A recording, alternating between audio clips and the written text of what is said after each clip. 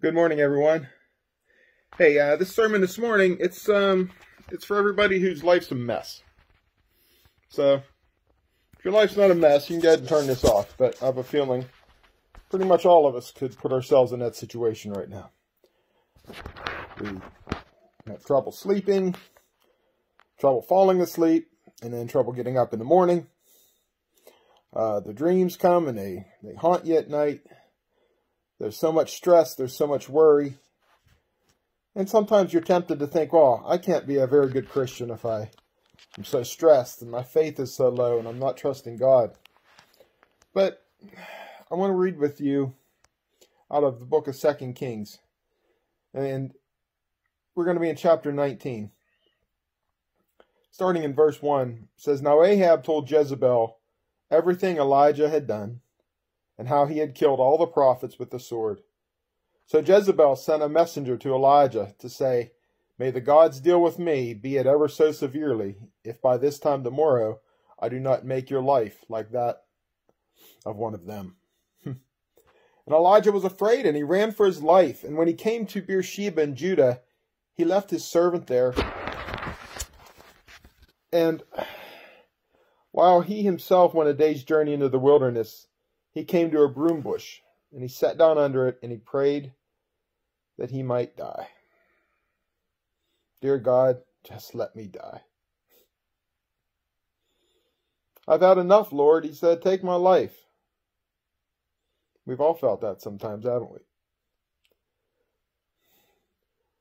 we? You just can't seem to get there. Every time you make one thing right, something else goes wrong.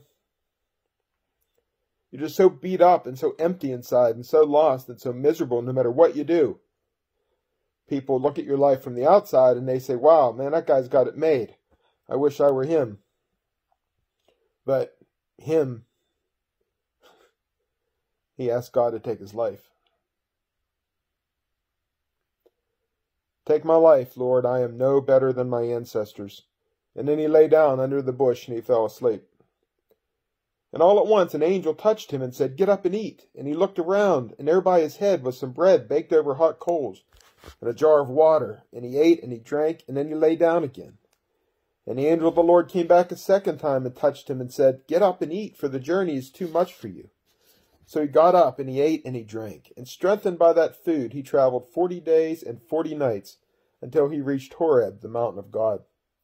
And there he went into a cave and he spent the night. And the word of the Lord came to him. What are you doing here, Elijah? And he replied, I have been very zealous for the Lord God Almighty. The Israelites have rejected your covenant. They've torn down your altars. They've put your prophets to death with the sword, and I am the only one left, and they're trying to kill me too. And the Lord said, Go out and stand on the mountain in the presence of the Lord, for the Lord is about to pass by. And then a great and powerful wind tore the mountains apart and shattered the rocks before the Lord. But the Lord was not in the wind. After the wind, there was an earthquake. But the Lord was not in the earthquake. And after the earthquake came a fire. But the Lord was not in the fire. And after the fire came a gentle whisper. And when Elijah heard it, he pulled his cloak over his face. And he went out and he stood at the mouth of the cave.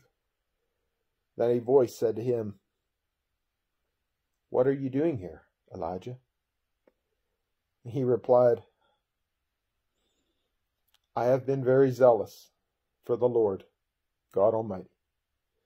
The Israelites have rejected your covenant. They've torn down your altars. They've put your prophets to death with the sword. I am the only one left. And now they are trying to kill me too. It's the same old song. I give him credit for being consistent. It's the exact same thing he said to the angel. And in verse 15, the Lord said to him, Go back the way you came. Go to the desert of Damascus. When you get there, anoint Hazael. Anoint him king over Aram. And also anoint Jehu, son of Nimshi, king over Israel. And anoint Elisha, son of Shaphat, from Abel Meholah, to succeed you as prophet. Jehu will put to death any who escape the sword of Hazael, and Elisha will put to death any who escape the sword of Jehu. Yet I reserve 7,000 in Israel, all whose knees have not bowed down to Baal, and whose mouths have not kissed him. So he gets this reassurance that he's not the only one there. He gets this reassurance that somebody else is in it with him. God himself. Ever since there's been a post office, there have been letters to God from children. I wanted to share a couple of them with you this morning. A little girl named Jane, she wrote, "In Sunday school, they told us what you do. Who does it when you're on vacation?" And another girl said, "Thank you for the baby brother, but what I prayed for was a puppy." Nan, she observed, "I bet it is very hard for you to love everybody in the whole world. There are only 4 people in our family, and I can never do it." And Norma asked, "Did you mean for giraffes to look like that, or was it an accident?" Mickey said, "Dear God, if you watch in church on Sunday, I'll show you my new shoes." And another child, "I read that Thomas Edison made light, but in Sunday school, they said you did it. I bet he stole your idea." Larry wrote, "Dear God, maybe Cain and Abel would not kill each other so much if they had their own rooms. It worked for my brother and I." But my favorite was this one. It said, "Dear God, I think about you sometimes, even when I'm not praying." You see, when children write like that, when they write letters like that, express thoughts like that, they're showing a childlike faith that we're called upon to have. They may not understand all the things about life, everything that goes on around them. In fact, they rarely do. But then again, guys, do we? But see, they never doubt that God is there. They never doubt that God cares for them. But as we get older, things change, don't they? Life disappoints us. Dreams get damaged.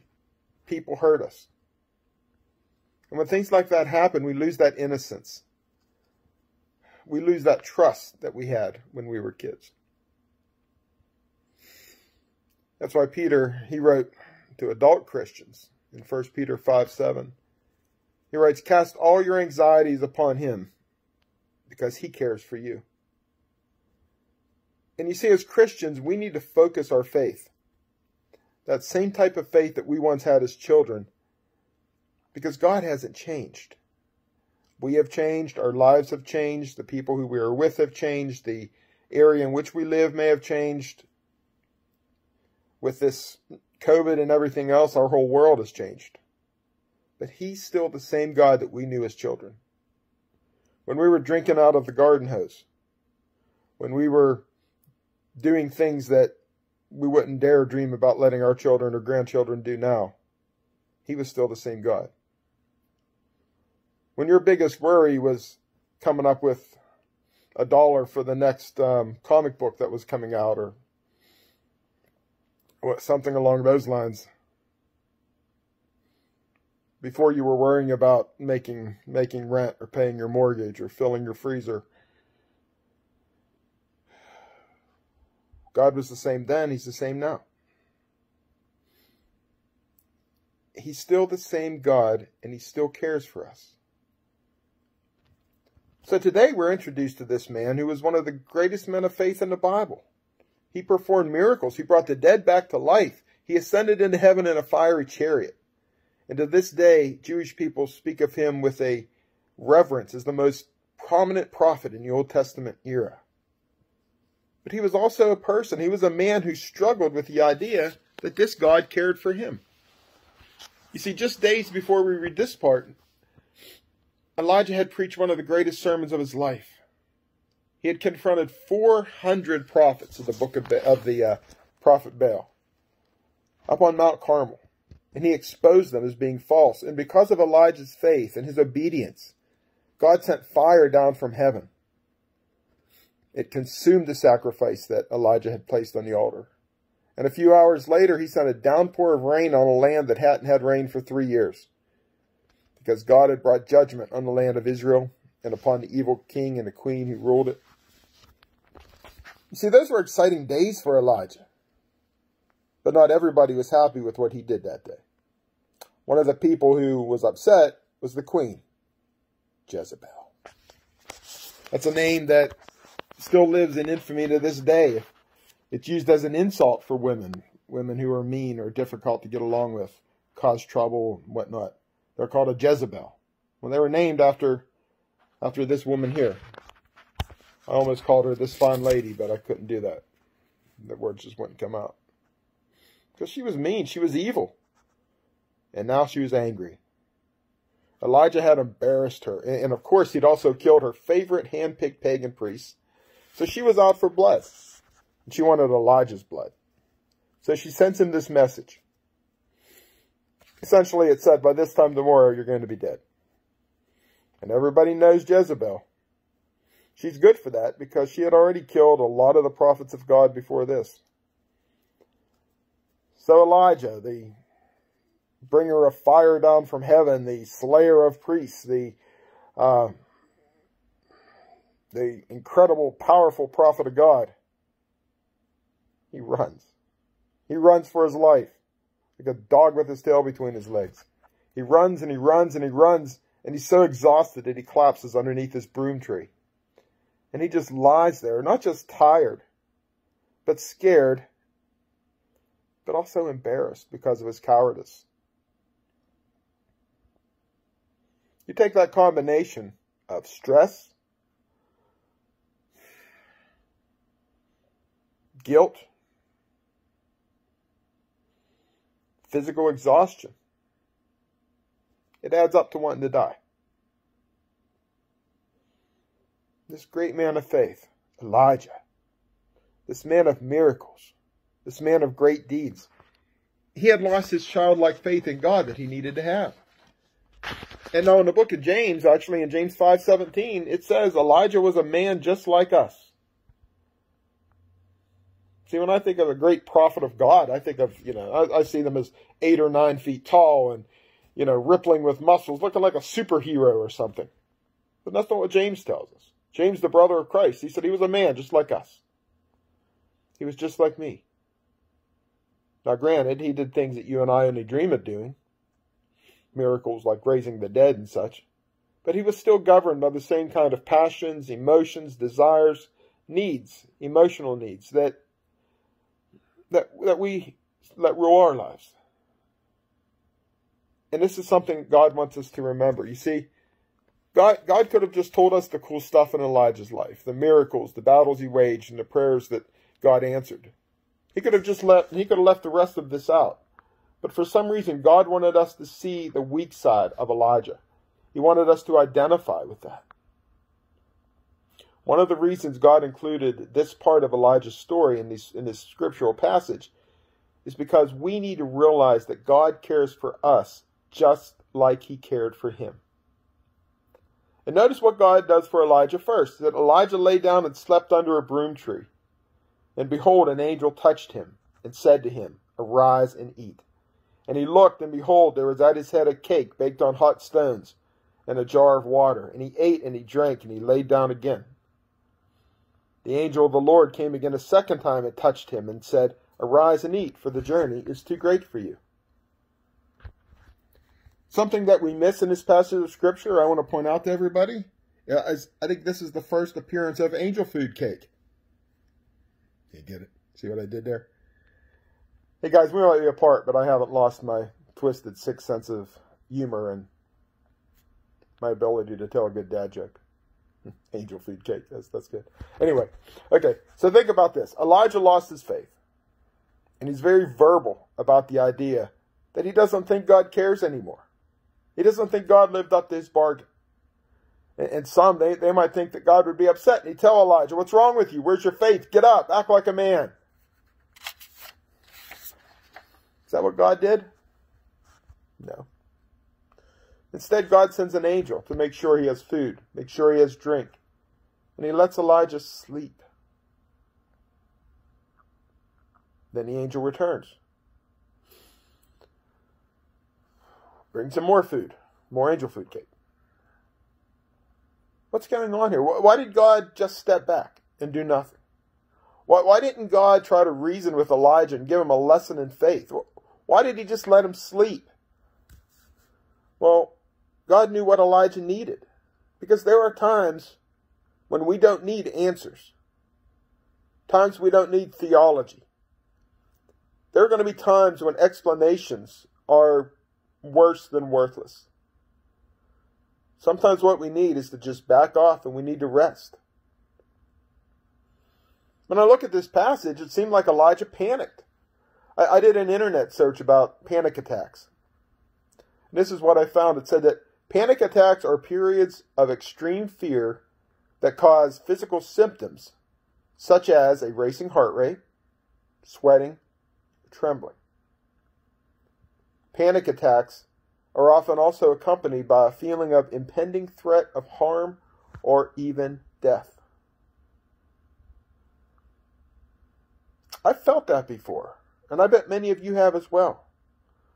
You just get up in the morning and you're just, for some reason, you just have this impending threat, this impending feeling that something horrible is about to happen.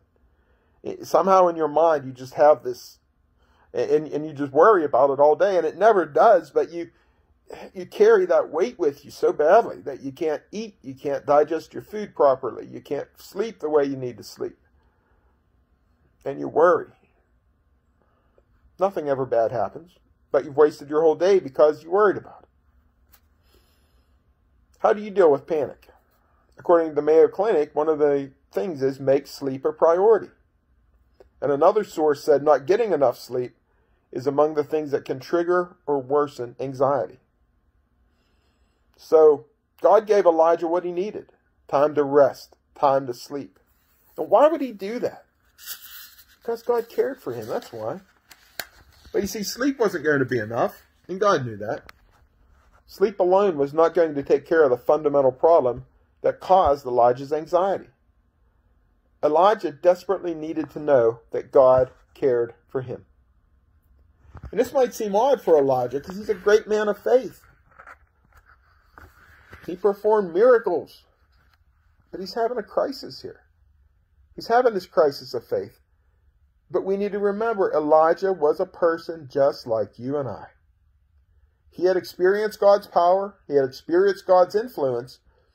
But he had forgotten all that God had done for him in the past. And now he was frozen in his faithlessness. And it threatened to destroy him. And what was causing this crisis of faith for Elijah? 2 lies. And these 2 lies had convinced him that God didn't love him anymore. The first lie was this.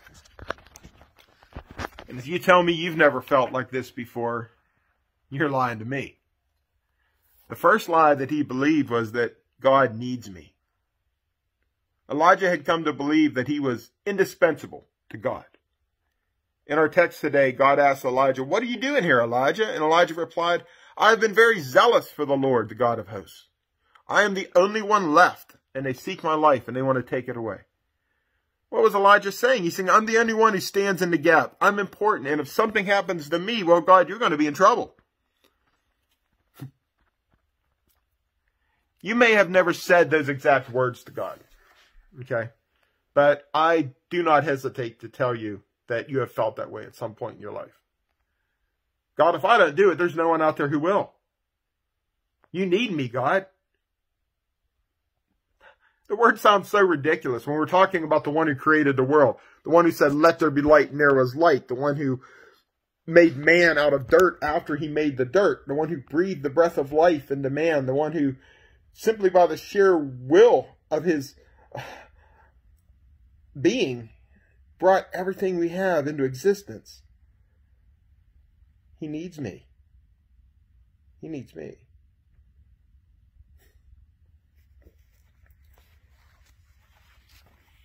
There's a story about a preacher who was teaching a Sunday school class. And he's teaching the kids, which can be a challenge sometimes. But he's teaching them about the 23rd Psalm. And he had spent a lot of time talking about sheep. What they were like, what they ate, how they interacted with the shepherd. You know, all the background information to keep the kids entertained and interested. And he pointed out to the kids in the class that there were Christians who were kind of like the sheep of the flock. And he asked, if you're the sheep, then who is the shepherd? Now, in that church, they referred to preachers as pastors. And that's another word for shepherd. And so he was expecting the kids to say that he was the shepherd of the flock. But apparently he failed to set the question up properly, and that's not the answer he received. A little boy answered the question, Jesus is the shepherd. And that sort of took the pastor back, because essentially the kid was right. And the pastor was so flustered, he couldn't help himself, so he blurted out, well, then who am I? And the little boy said, well, I guess you must be a sheepdog. You see, Elijah had come to the conclusion that he was an important man, that God needed him, that God didn't have anybody else to rely on. But God set him straight. He said, I have reserved 7,000 in Israel, all whose knees have not bowed to Baal, and every mouth that has not kissed him. In other words, Elijah, you're not the only one left. I do have a backup plan. I am the shepherd, you're my sheepdog. But Elijah had forgotten about that. He'd forgotten who God was. And he'd forgotten who he was. And when we forget that God is the shepherd and we're the sheepdog, of course we're going to get depressed. Because we're going to think that everything depends upon us and our lives and our families, our jobs, our church. And we forget to trust God and believe that success is totally dependent upon our efforts. You see, when things don't go right, we get overwhelmed because our faith is centered upon ourselves. And when our faith is centered on us, yeah, we're going to be disappointed. We can't do it all by ourselves, and any effort based on that concept is doomed to lead us to anxiety, depression, or even panic. So that was the first lie, that God needed Elijah. And any one of us can fall into that trap. You see, we just need to remember, God does not need you or me to get things. But he, at times, allows us to come along for the ride so we can sense the thrill of his power in our lives. Oh yeah, there's a second lie too, right? And this is the one that, a phrase I heard all the time growing up when I would ask my mother to do something for me. God helps those who, say it, help themselves. They never quote that like it's true. That's not in the Bible. That's in Poor Richard's Almanac. Those aren't the words of God. Those are the words of Benjamin Franklin. It's unbiblical. It's heresy. If God helped those who help themselves, Judas would be the patron saint of something. Because Judas helped himself a lot. But he was nowhere near being a good example for us. God doesn't help those who help themselves. He helps those who obey him and follow him. But you see, that false teaching that God helps those who help themselves, it's that deceptive implication that if I do my part, then God is required to do his. That the creator of the universe is now indebted to me because I've done something. It's an unwritten contract. I did my thing, now God owes me. But if God doesn't do what I want him to do, when I want to do it, well, then it's obvious he doesn't care. Or he doesn't have the power to protect me. And that's what's beating Elijah up here. He thought his victory against the prophets of Baal and Mount Carmel, he thought that was that knockout blow for Ahab and Jezebel. I don't know if you've ever seen a boxing match. Some people really like boxing. Others tend to really despise the sport. But every once in a while, an inexperienced boxer can throw his best punch and drop his opponent to the mat, only to see that other boxer leap up, back to his feet, and come back like he's never been touched. And that's what happened to Elijah. He'd thrown his best Sunday punch thinking this would end the conflict for all time. But Jezebel didn't get the memo. Jezebel comes back at him with a very serious threat. She's a scary woman, and she put a number of God's prophets to death. And now she's threatening him. And as a result, Elijah began to doubt God's power. So God says, hey, Elijah, let me show you something. And the Lord passed by, and a great and strong wind tore the mountains and broke in pieces the rocks before the Lord. The Lord was not in the wind. And after the wind, an earthquake, but the Lord was not in the earthquake. And after the earthquake, a fire, but the Lord was not in the fire. And after the fire, there was a low whisper. You see, God is saying a couple things here. First, he's saying, not only am I big enough to rip this mountain apart, I'm big enough to take out Jezebel anytime I please. But your calendar and my calendar, they're not on the same page. I can and I will take care of Jezebel when I'm ready. I'm just not ready yet. And when God is ready, you don't want to be on his bad side. Even Thomas Jefferson, who was not particularly a Christian man, he noted, I tremble for my country when I reflect that God is just and that his justice cannot sleep forever. So there was this massive wind and an earthquake and a fire, followed by the sound of a low whisper. What's that all about? Well, too often people view God as a harsh and being unsympathetic to their needs. They see him as swift and powerful and merciless in judgment. And that was what was symbolized by the wind, the earthquake, and the fire. But God wasn't in those things. You see, God was in the whisper. The soft voice of a parent whose child had come to him with a boo-boo, looking for comfort, looking for healing. The whisper was God's way of saying, I understand, I care, and I will take care of you. So you see, friends, sometimes it looks like a huge mess. You feel exhausted, but you can't sleep. You finally fall asleep. You have to get up and go to work. You go to work, and there's more pressure, more things put upon you. Your personal life is miserable and unsatisfying. You just seem like you just keep making mistakes over and over again, and you just can't get a hold of your life. You can't get a hold of things. And you want to go where God is. Get me out of here, God, and take me to where you are. But what we learned this morning is that all of those things, God was in the cave with Elijah the whole time. That still small voice.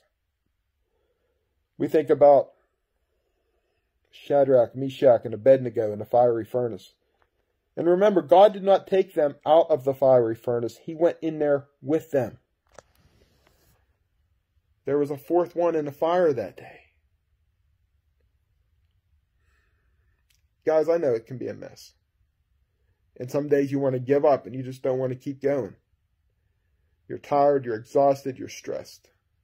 You search for something that'll just numb the pain. Drugs, alcohol.